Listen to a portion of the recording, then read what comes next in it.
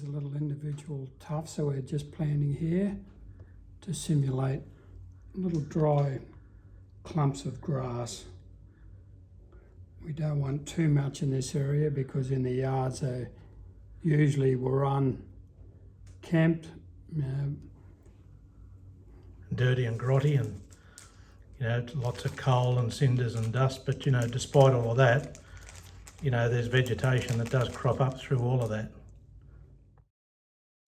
Okay, as you can see, we've put a bit of static grass on here now, and we've got a few little clumps of foam to simulate bushes and that sort of thing. We're just waiting for it to dry off a bit more, and then we're going to plant some trees. And what the trees will do, it'll give us a little bit of height and it'll really bring the whole lot together. Right, we're just using some pan pastels here in the sooty black colours, just to simulate the build-up of coal ash and that from a loco when it comes to a point, might be waiting for a signal or something like that, and drop ashes, they drop oil, just to give a bit of variation. So we haven't got one continuous colour all the way through, we get a bit of variation going on. So I'm just using, the dark greys and the blacks.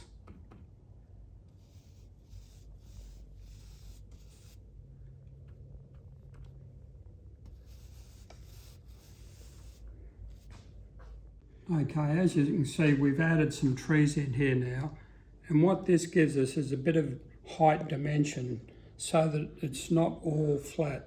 Telegraph poles are another thing that gives the height dimension on a layout. And these trees here, some of them come quite long. You can actually cut them off so that you can have them a little bit lower.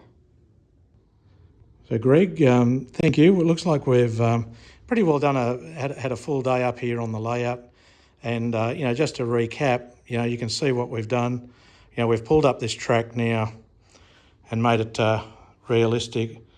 We've ballasted it over the last week to 10 days. We've let that set. We've then gone and tested it, make sure trains run around. And today we've painted it, and now it looks pretty well integrated. Yeah, so just what Dallas said, we've weathered all the rails on both sides, and we've done a bit of spraying up the centre of the track as well, just to give it that grimy look. Then we added the signal box down here in this position. Once that was in the right spot, we went through, we added some natural sand of the appropriate colours. We put a bit of ground foam, we've got some rocks, some tufts, static grass, some bushes, and then we sprayed it with a little bit of matte spray, and then we did a second layer of the static grass on the top. We put in some rails just to try and get a bit of track clutter going on. There's more work can be done on track clutter, you can never have enough of that. And I think, it's come up really well. We've got just a little bit of colour here. You've got to be careful with colour. Nice to have a little bit, but you don't want to overdo it too much, otherwise it looks a bit too English, But overall it's a great job, and thank you for helping out on the Kingsview Model Railway. It's great. Modelling is actually really, really good fun, and it's not hard to do.